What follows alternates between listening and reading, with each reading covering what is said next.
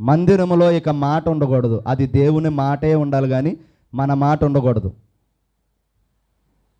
జయించువానికి దేవుని పరదైసులో ఉన్న జీవవృక్ష ఫలములు భుజింపనిత్తును.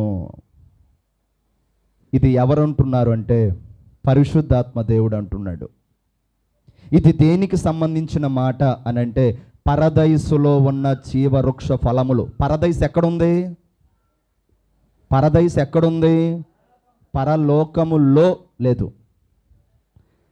భూలోకము, ఆకాశములు, మహాకాశములు, మధ్యాకాశములు, ఈ మహాకాశము పైన పరలోకం.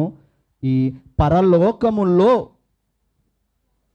ఒక మాట చెప్పాలంటే హై అంతస్తు, మొదటి అంతస్తులో, అంటే ఎత్తైన అంతస్తులో, ఎవరు సమీపింపరాని తేజస్సులో దేవుని సింహాసనం ఉంటే ఆ పరలోకానికి మహా ఆకాశానికి మధ్య ఉండేది పరదైసు.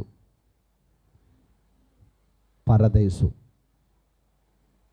యేసయ్య రక్తములో కడగబడి, వినాలి ఇటు, యేసయ్య రక్తంలో కడగబడి అనగా బాప్తీసం తీసుకొని బలలో చేయి వేస్తూ ఒకరోజు చనిపోతారో వారి ఆత్మలు ఎక్కడ ఉంటాయంటే పరదైసులో.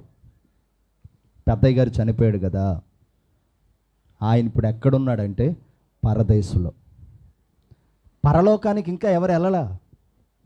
పరలోకంలో ఉన్నది ఎవరు అంటే తండ్రి అయిన దేవుడు, కుమారుడైన యేసయ్య, పరిశుద్ధాత్మ దేవుడు.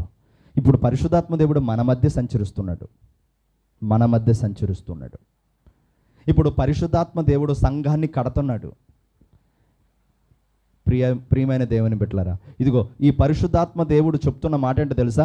జయించువానికి పరదైసులో ఉన్న జీవ వృక్ష ఫలములు భుజింపనిత్తును. మొట్టమొదటిగా మనకి జీవవృక్షం ఎక్కడ కనపడుద్ది బైబిల్ గ్రంథంలో? ఏదేను వనం. దట్ ఈస్ ఇంగ్లీష్లో ఈడెన్ గార్డెన్.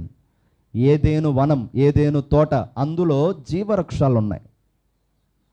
ఈ జీవ వృక్షములు తింటే వీళ్ళు ఎల్లప్పుడూ జీవిస్తారన్న ఉద్దేశముతో మంచి చెడు లక్షణాలు గుణము కలిగిన పండు అవ్వ ఆదాము తినినప్పుడు ఇదిగో వీళ్ళు జీవవృక్షం తింటారని దేవుడు ఏం చేశాడండి? ఏదోను తోటల నుండి వెలివేశారు. ఆ జీవవృక్షం ఏదోను తోట అలా ఉంది. అలాగే పరదైసులో కూడా జీవవృక్ష ఫలములు ఉన్నాయి. జయించువాడు జీవవృక్ష ఫలాలు తింటాడు.